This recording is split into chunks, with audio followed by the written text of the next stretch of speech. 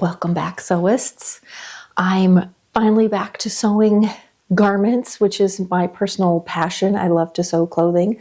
I am wearing this pattern this is one of my favorite tops. I wear this all the time. It's warm today, but because of the Dobby fabric and the easy breeziness of it, I can wear this just year round. I just love this top. This is a vintage pattern. This is actually a swimsuit cover-up that I just wear as a top. And I will, this is the title card to it, and I will have it linked below if you'd like to sew this particular version. But I found this is Simplicity 8926, and it looks very similar to this top with a little yoke, a sleeve, gathered little front and back. However, the yoke is done differently, and the sleeve is a little different. So I am going to give this one a try today. I'm hoping it comes out similarly. I have a similar fabric. Now this one's a Dobby, which means it has some woven in interesting little texture pieces in it. This is just a plain weave cotton. I've shown this before. It is from Amazon. I will link it below. Hopefully it's still available. And I got another color too that I'm going to do a different pattern in. This is block printed. So they actually have, each color is a different block. They line them up and print them. It's really well done. It's very nice and lightweight. I have shrunk it. I washed and dried it, so it's pre-shrunk since it's 100% cotton.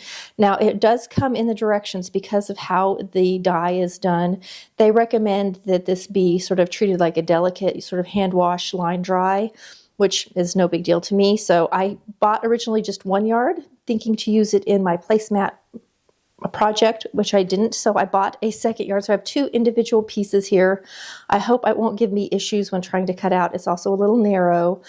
I'm going to do view B, but I don't love this as almost a butterfly sleeve, and I'm going to just use this sleeve but make it shorter. So let's hope I have enough of everything.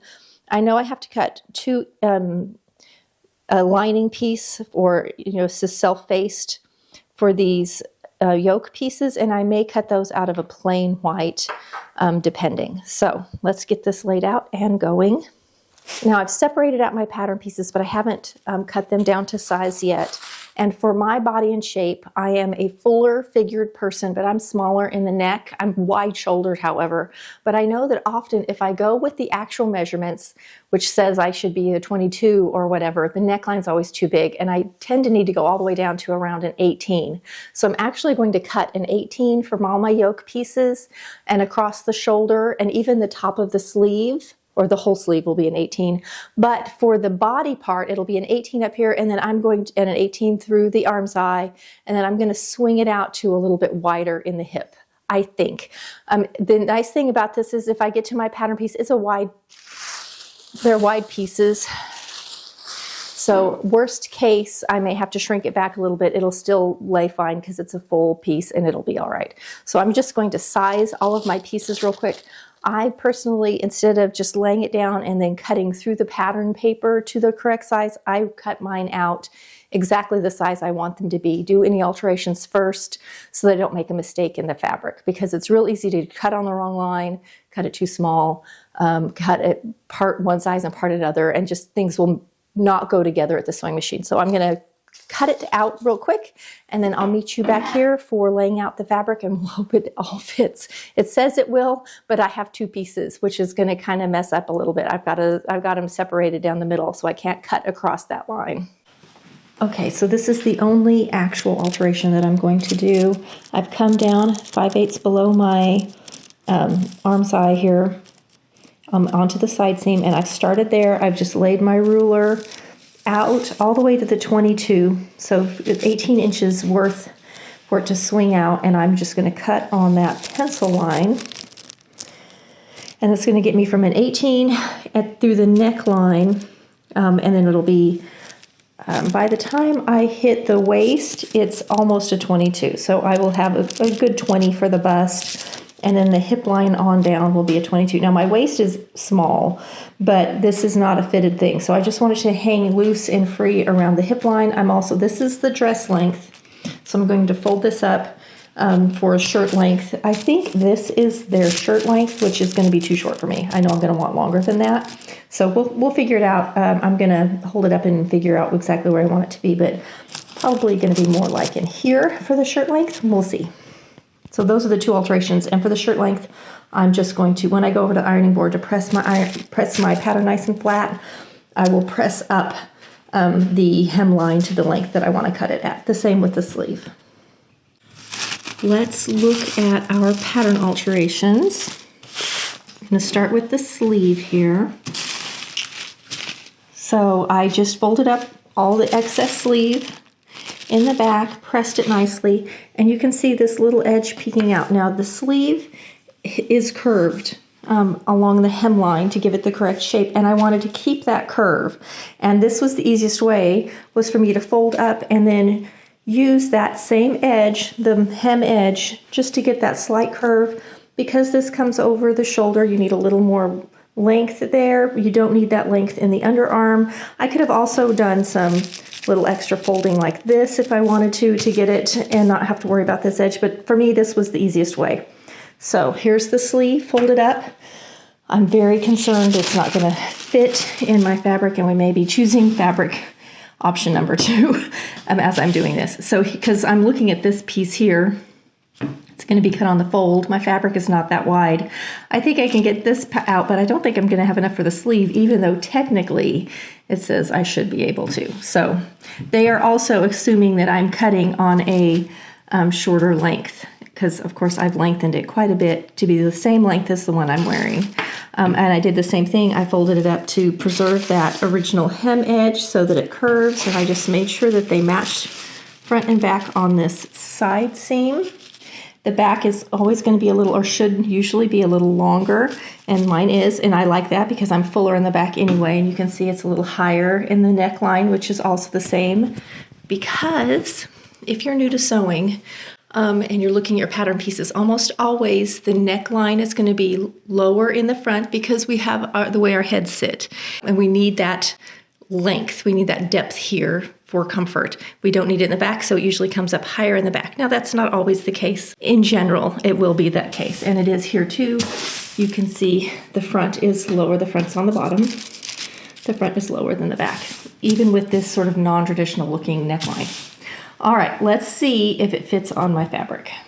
Not gonna work. We're gonna have to go to either a different pattern for my fabric, which is definitely the case, and and a different fabric for this pattern, because I think I want to make this pattern today either way. So I've gone back to the stash. I have another fabric that I'm going to try it in. Let me just show you. This is the front, which is the shorter of the two pieces, and there's the sleeve, and they overlap about 3 inches. And the sleeve is also too wide for my narrow fabric. So no matter what, this pattern won't work with this fabric. It's really cute. I have sort of my favorite raglan shirt, which originally was what I thought I was going to make out of it, and I still will. I know I can easily get it out of the 2 pieces of fabric since it's cut down the middle. So let's talk about fabric choice number 2. I clapped before I started this to get everything to sync up, and I scared the cat. She just skittered out of the room. Since it won't fit, I have gone back to the stash. I am still going to sew this up. I think I'm going to make my favorite little raglan, it's like a little raglan peasant top. I think it's going to become that because I know I can get that out of this because the sleeves are a lot smaller. So since that's not going to work, I've got my interfacing here, and I went into the stash and I pulled this one out. Now, this is going to give a very different effect. This is a rayon challis. This is a wider fabric, and I have more of it, so I easily can get it. Now that I have this piece, I am sitting here vacillating back and forth. Do I want to go ahead and make it in the dress, or do I want to make it in the top? Will I wear it more as a top, or will I wear it more as a dress?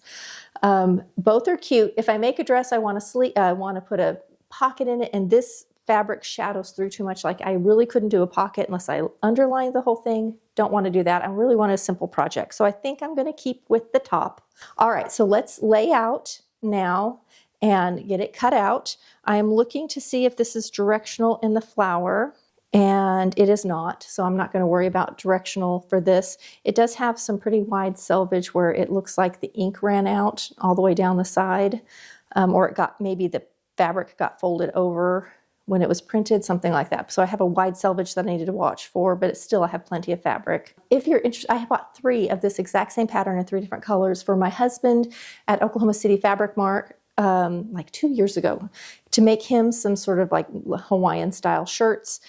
He immediately went out and bought, I think about 10 shirts for himself. And so I was like, I'm not gonna, he's already got shirts, and this is a rayon. It takes a little more care, and he's not gonna wanna iron. So I'm gonna make myself a dress out of this. I have a red background one and a dark navy blue one. He may end up getting something out of it in the end, or I may end up with 3 different outfits with a similar pattern. And I do have for interfacing on those little yoke pieces, and I'm using a very lightweight knit interfacing because it just matches with the weight of this fabric.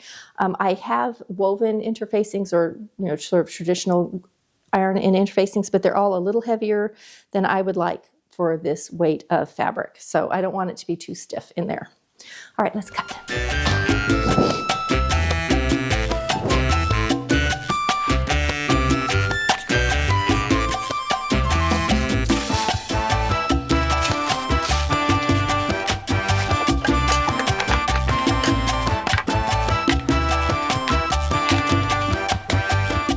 Because this is such soft fabric, you can see I'm laying on the fold, and as I come down, you can see how it bulges out right here.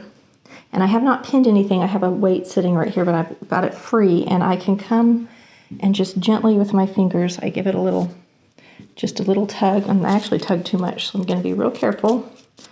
Tug a little less to get it just right.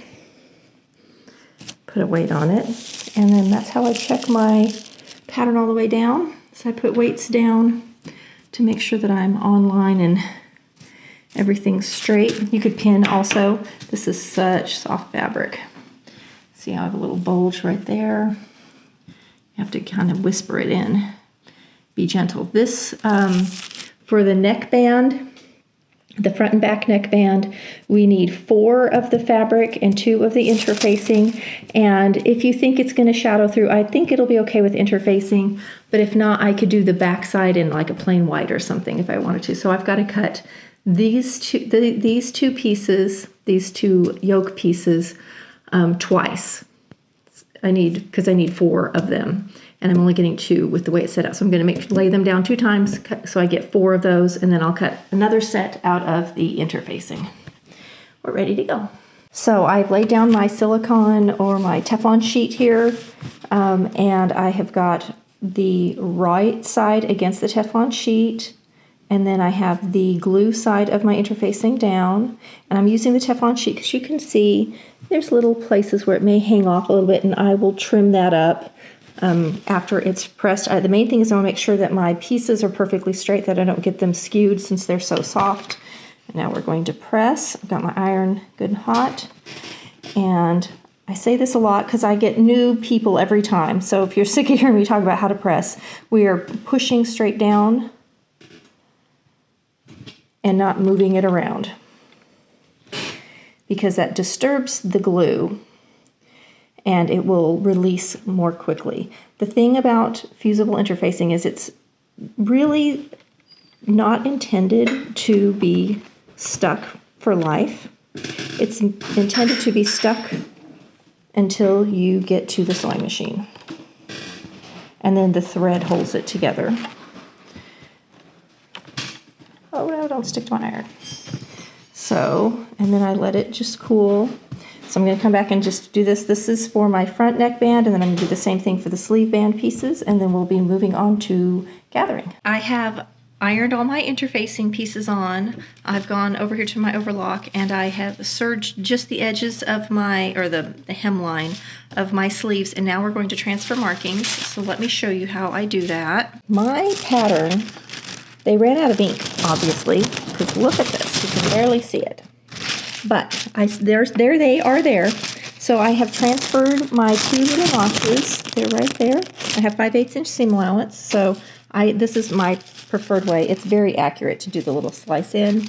Then there are multiple circles. So the large circle is to help align the yoke pieces. So there's a yoke piece that goes on the front and a yoke piece that goes on the sleeve. Then there's small circles, and these are for gathering lines. So I've marked my circles, including the shoulder circle. So those are marked with a little straight line. And then these larger circles, I made a little X.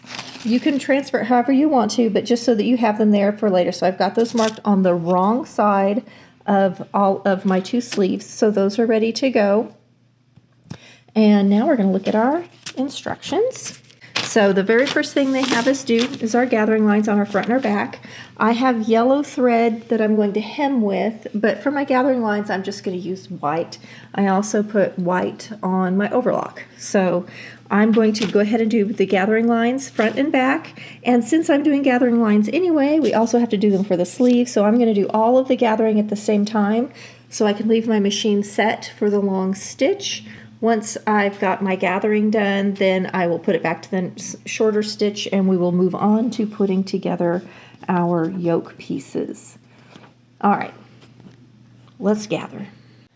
I have my even feed foot engaged. If you have one, engage it. I have the machine set at about a stitch length of 4, so you need 4 or longer.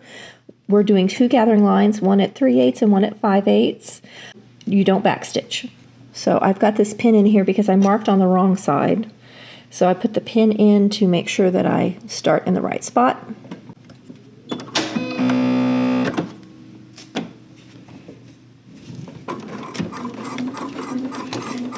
And this is soft fabric and the sleeve has some bias in it, so I don't want to stretch it and I don't want it to pre-gather because it won't pull nice when I'm ready to do my gathers. So I'm kind of going slow and careful.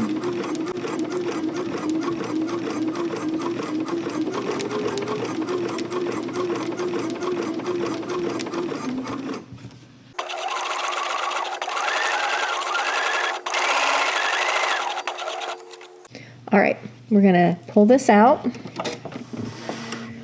leave some tails. You always need your tails when you're gathering.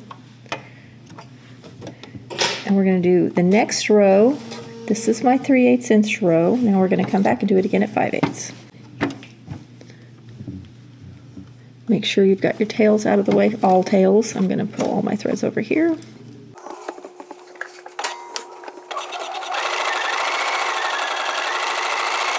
When gathering, I almost always gather with the right side up, and that's so when I go to pull my threads, normally it's easier to pull the bobbin thread, and I know the bobbin thread's going to be the wrong side. It's just an easy way for me to keep track of that.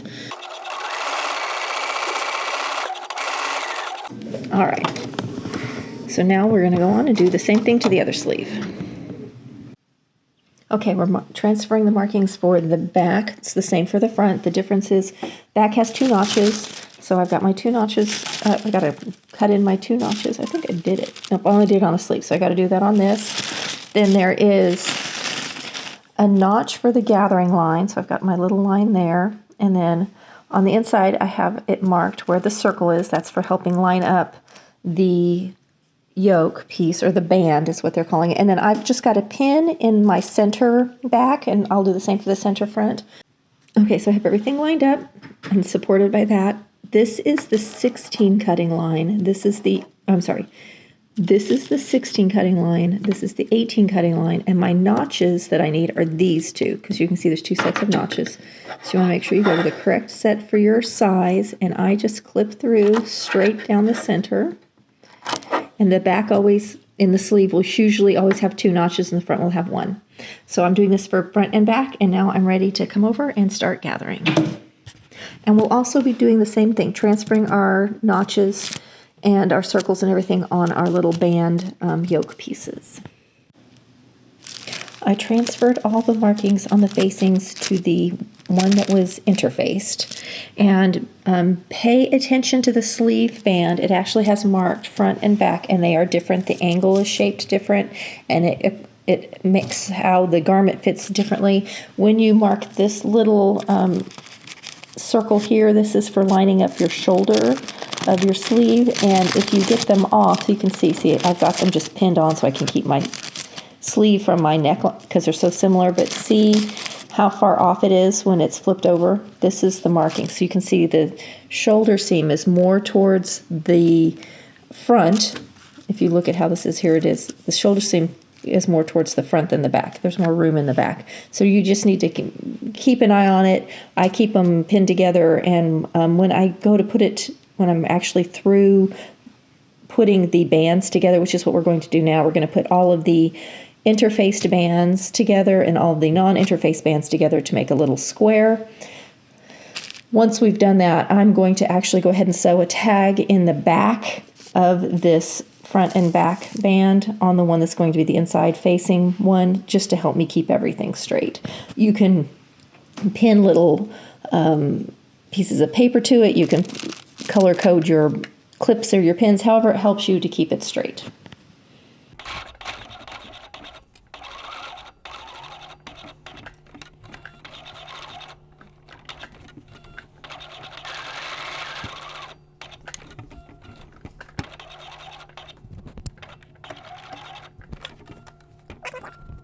All right, I have one yoke or band pinned together.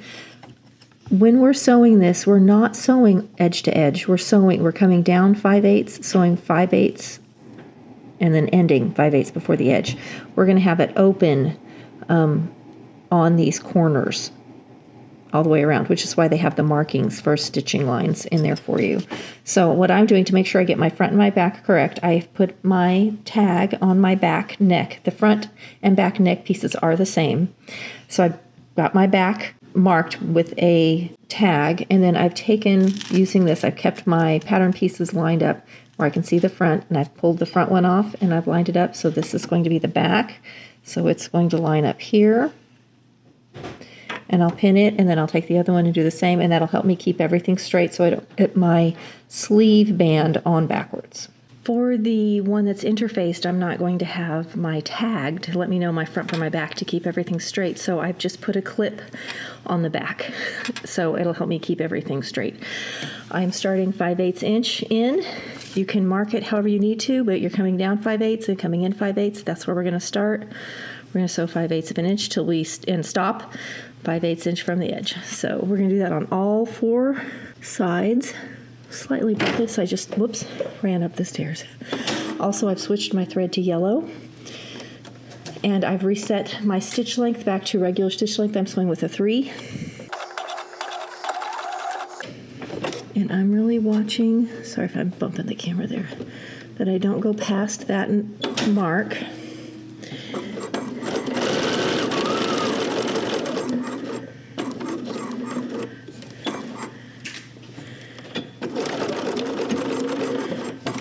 Okay, so we're going to do this all the way around for both sets. One set of neck bands will have no interfacing. One set of neck bands will have interfacing. When reading the directions and putting this together, I always want to know, does the maker of the pattern expect us to use the interfacing as the right side or the outside of the band, or as the inside as the facing of the band? I have a cat crying in the corner. She's missing her human who's not here. So it does not say. It says that we have 2, but it does not specify which one to use. So I'm going to tell you, I have chosen to use the interface piece as the one that's going to show on the outside. I have slightly sheer fabric. It shadows through a little bit, and the interfacing will prevent all of those seam allowances from shadowing through. It's the same with this one. I use the interfacing on the outside that's seen because it prevents you from seeing all of those seam allowances from shadowing through on the right side. So that's what I'm going to do, the same on this one. Usually the pattern will be specific for you which way to go. This one is not. I read through it 4 times. It's vague. So you can pick how you want to do it, but that's how I'm going to do it. Normally I use the interfacing on the outside because it's just smoother and flatter anyway. If you have a fabric that changes so dramatically, sometimes the interfaced piece is actually a little smaller than the other piece, and sometimes people will then use that as the underside of a collar, etc. Just depends on what you're sewing, but in this case, use it for the outside, most likely. Okay, so let's catch up to where we are with the directions. Here you can see the little stitching from corner to corner and my little marks, so I kept it straight. Let me just say, when stitching this, there's a lot of stretch in here, so you have to be real careful not to misshape bias angles. So we have done gathering lines for front and back. We've also transferred all of our markings. we've interfaced. We have sewn together our two neck bands, one with interfacing, one without. And we've also, so that's all the way through step 5. We've also gone ahead and done our gathering lines on our sleeve. So all of those things are done. While I was doing all that, I also serged this edge of my sleeve. My sleeve is short, but I've serged that edge. So now that we've done all of those things, we are going to put we're going to be at step 5, where we're going to be putting our two facings together, one with interfacing, one without, and we're going to stitch along the inside. But first, we're going to go over and press open all of our seams at the ironing board. So I have my little seam allowances pressed open on both sides. I found the back of the one that's not interfaced and the back of the one that is interfaced. So this is the back of the neckline. And I've lined them up and I'm starting to clip together. Now when I sew this, I'm going to actually sew it with the interfacing side up because it's more stable. This one has a little bit of wiggle room in it because it doesn't have the interfacing, and I put it on the bottom and it lets the feed dogs do any easing in if there's any slight difference between the two, since one's interfaced and one isn't. I'm just going around, matching up, pinning, and we're going to sew around the inside of this square. I don't have it all pinned together yet, but we're going to go around the inside of our square at 5/8 of an inch. And hopefully if we sewed it correctly, we're going to just come right to where these open. It's going to meet right there and then turn the corner. I will show you the sewing that. The reason they did it this way instead of sewing edge to edge is that you don't have to come back and clip. If you sewed edge to edge, you'd have to come back in and clip all of these corners to let it release for it to turn so it's not tight in those corners. It skips that step. I'm just coming up on my next corner.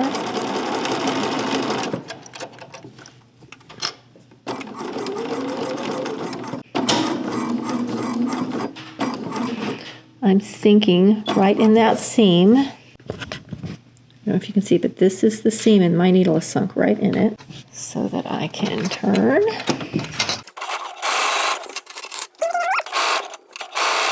I've used clips, but I'm kind of regretting it. I'm finding the pin gives me more control.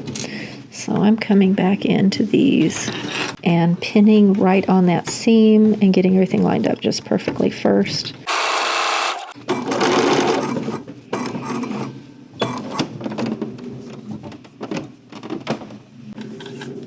I'm curious if the camera is picking up the howling wind. It is howling.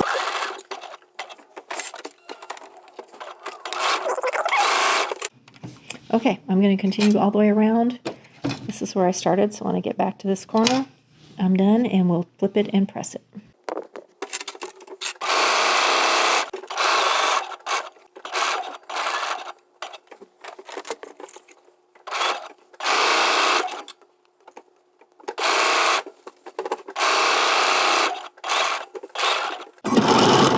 All right, we're all the way around.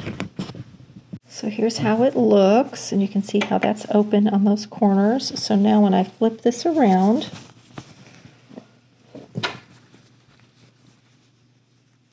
that's where it meets. But because those corners were left open, it doesn't bind right there, so you can see it folds out nicely. So it's ready for a pressing, and like I said, I'm going to treat this one is my outside. I'm going to press it all the way around, and then they recommend edge stitching. I think that's what they call it. Let me see what they understitch. So we're going to understitch. I will show you, but once I press this, I'm going to press my seam allowance towards this side, which is going to be my inside facing of this neckband, and then we're going to come along. So interface side, not interface side. We're going to press it, and we're going to come along and stitch right along here, and it's going to hold seam allowance and everything towards the facing, and that just makes it lay nicer once it's put on the body. So we're going to go ahead and do that. I have pressed, hold it so you can see really easily. This is the facing side, and you can see the seam allowance pressed up. This is the interfaced side, and we're just going to come into our machine now and start at one corner.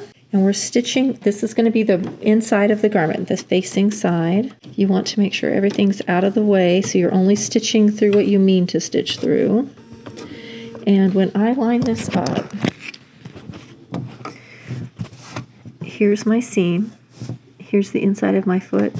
I've got that seam real close to this foot, so I'm getting really close to that edge.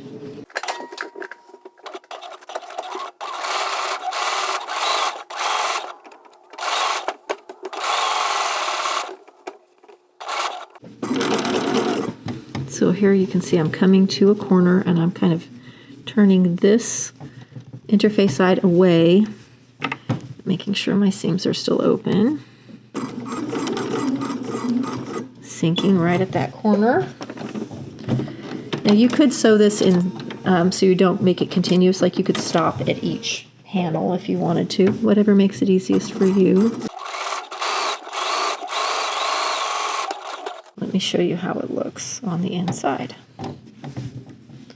So there's our pretty edge stitching. So that's how it's going to look on the inside, and that helps keep that facing from just peeking back over when we press it.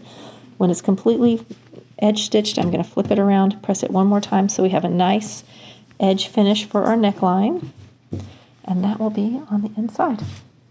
I'll meet you back here after I finish this and we'll move on to the next step. Okay, so we now have a completed neckband. I have not basted mine together down here, but you can do that. Something I haven't done, which was back here in step 2, is I have not sewn my side seams together, so I'm going to go ahead and do that now. And I'm going to go ahead and sew the underarm of my sleeve together. So we're going to get both of those done. You can do them at the serger. If you do want to sew them at the same time, you will be sewing off some of your seam allowance.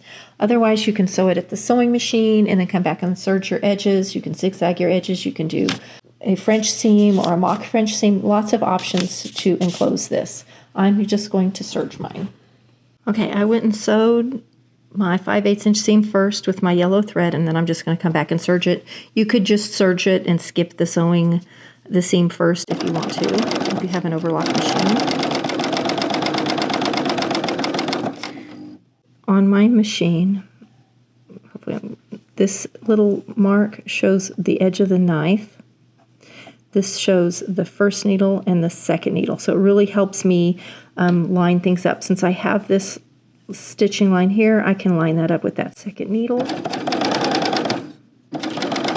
and let it go, and then that's how it looks. I've done the sleeves already and pressed them, and I've gone around the bottom edge, so my sleeves are ready to set in. I might go ahead and hem them while they're free, because it's just a lot easier to hem them like this than once they're attached. So I think once I've finished my side seams, I'm going to come back and serge the hemline, and then I'm going to hem all of my pieces before I put it together. Not the order in the instruction booklet, but it is a lot easier if you don't have to adjust your hem. If you know you can just turn up and hem it, easy way to go. I'm now serging around the bottom edge where I'm going to be doing my hemming. I just start sort of near a side seam and not cutting anything off other than if it's a little crooked where I cut it. Just going right along the edge of the knife. And I'm getting a nice.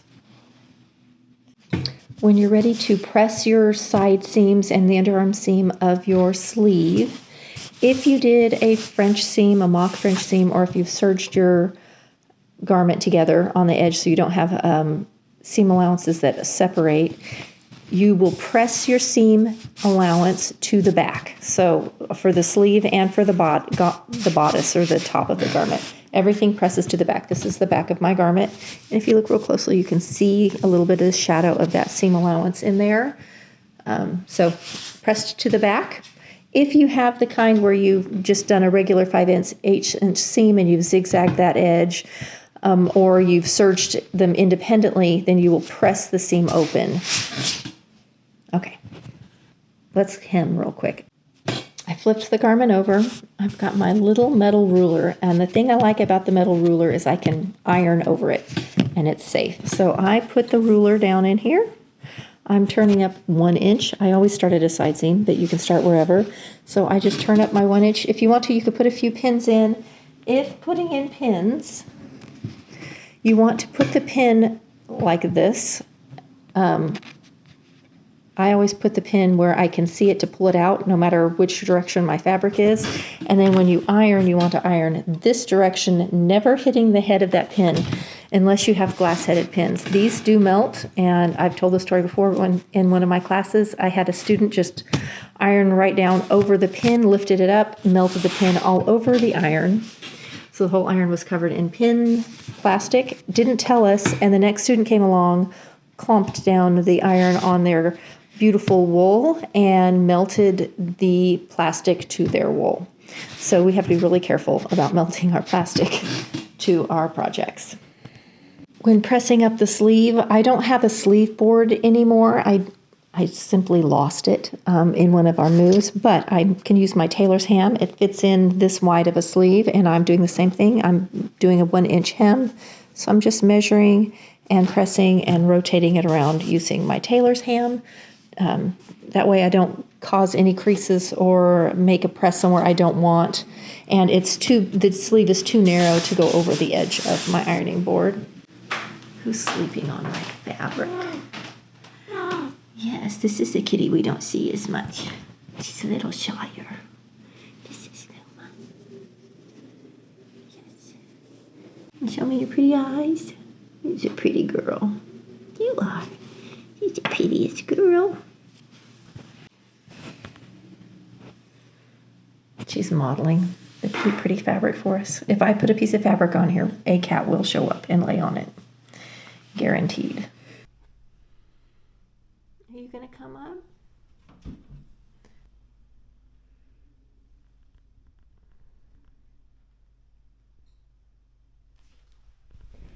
Yes, you're cute. Yes, you're cute. All right, I am all pressed up. I've got it and ready to sew. I am sewing at the 3/4 inch line. I've pressed up 1 inch, so that gives me, I could sew 3/4 or 7/8 somewhere in there and hit my turn up edge. I always start on a side seam on something like this or in the back.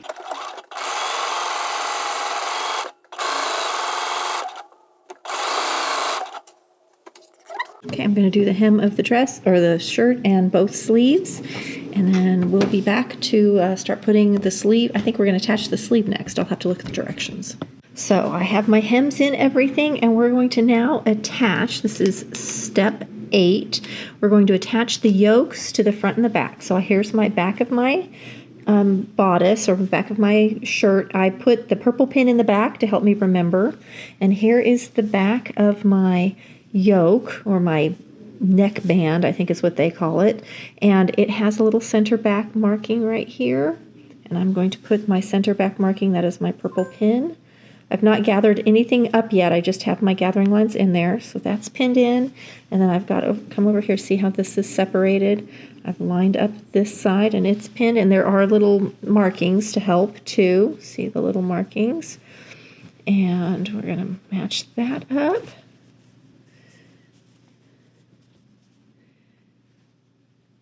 And then I will start doing my gathering lines. And this is why I always gather with the right side on top, because I'm usually looking at the wrong side when gathering, and I know that as a rule, the bobbin threads pull easier. Not 100% of the time, but most of the time. And because I've got this set up so that I've got my center in here, I won't get my gathers too far off because my centers are already lined up before gathering. And now I can just see how easy that is to pull, and the two lines make it so much nicer. This isn't super heavily gathered, it's just a gentle gather, so we're just going to pull it in a little bit, get it kind of towards the middle, and then we'll start pinning it down, getting it nice and even. And I'm pulling from each side so that I can have a nice even look. I'm going to pin right here at the end where my gathers start, and I'm going to take this thread and wrap it around that pin. And actually, a lot of times I'll poke through this way so I can see the bottom, and I'll do a little figure 8. and that makes this thread not move, or these gathers not move. And now I can line them, I can pull them in and out without the thread stretching or without it losing some of the gather. I'm going to come to this side and do the same thing. Right now I'm just getting the fullness taken out, and then I will even it out afterwards. So that's all the fullness taken out. Just going to slide it down a little bit.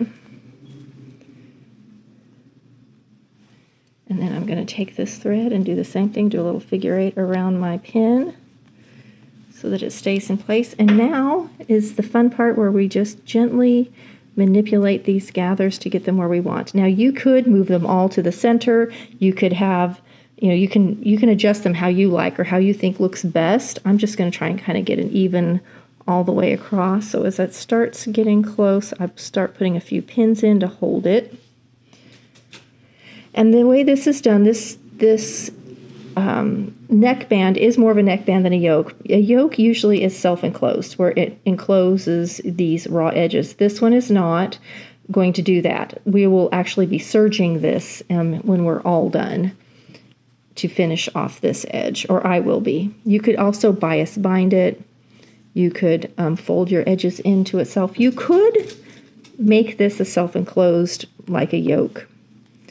It's possible to be done with what they have given us if you wanted to go that route.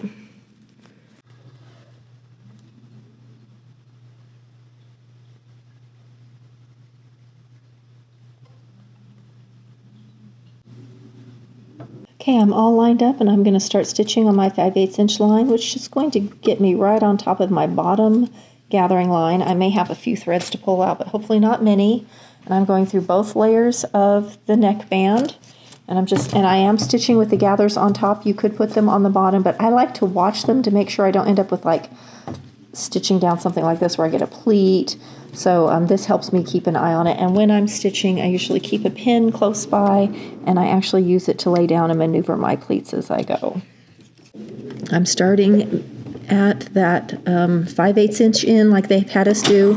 We're going to come back and add the sleeve after this.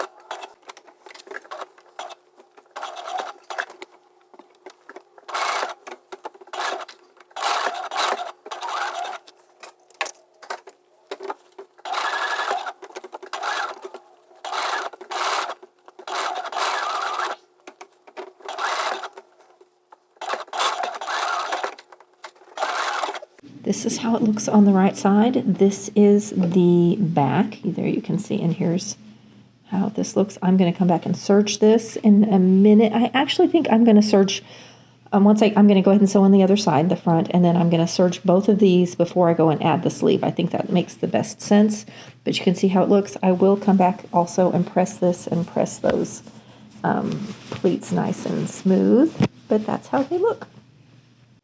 Okay, we're ready to serge. I've done one side already, and you can see I started only on that corner. So this is the part where the sleeve is going to go in. I have not touched it, or the underarm. So we're just going to serge this little area, and I have it with the gathers down this time. The main thing is making sure everything's straight. I have a little tiny fold over I may have to go back and fix.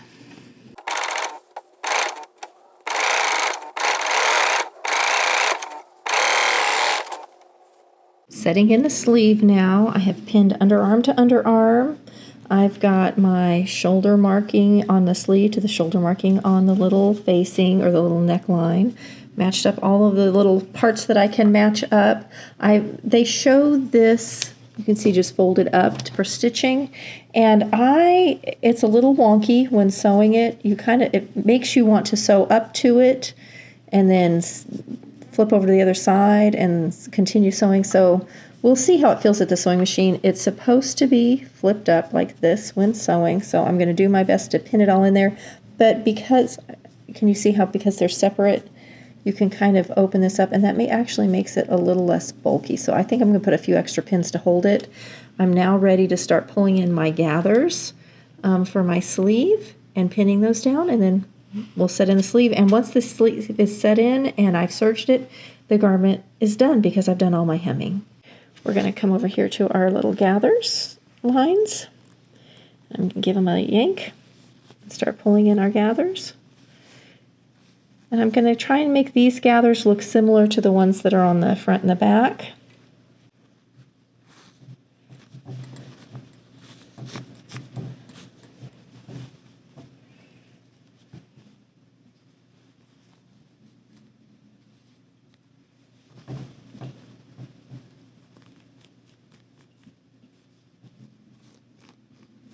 And start pinning them in.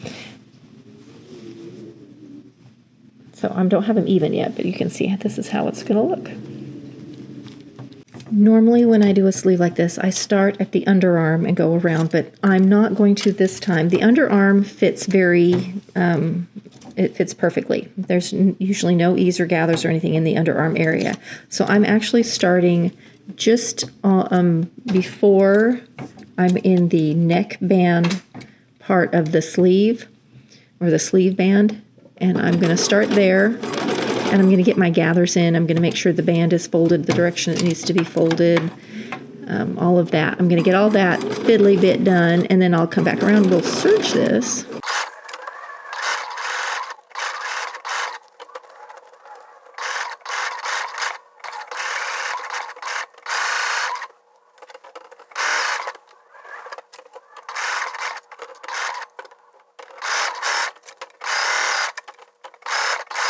Now I'm at the underarm.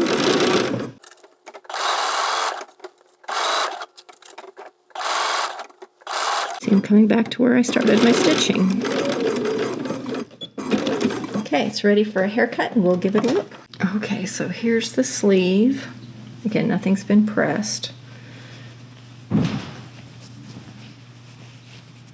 And now it's ready for me to come in and serge that edge. So I'm going to serge around it now, finish it off, and set in the other sleeve. When finishing off this inside the sleeve, I do cut away some because you don't want that full 5/8 inch in a sleeve or in your arm's eye, in the underarm poking up into you. You want to trim away some of that. So I am trimming away some. You can see it falling down.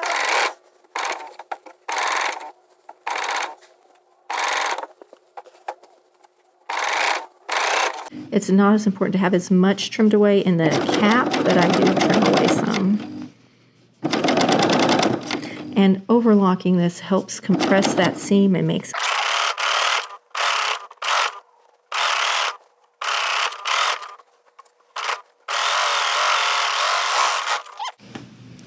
So there it is, all finished off on the inside, nice and neat. Here you can see the underarm. All right. Okay, let's look at the finished top. Step back a little bit.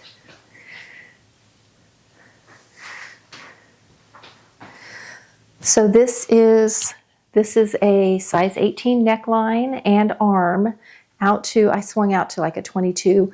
It would have been fine. I could have done the whole thing in an 18, but I just like the soft fullness of it.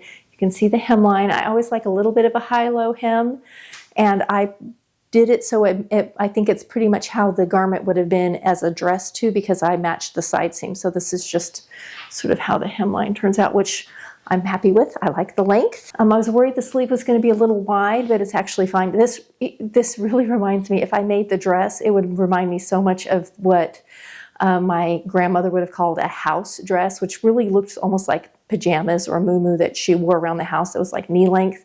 That's really what the dress form would look like, especially if it wasn't belted.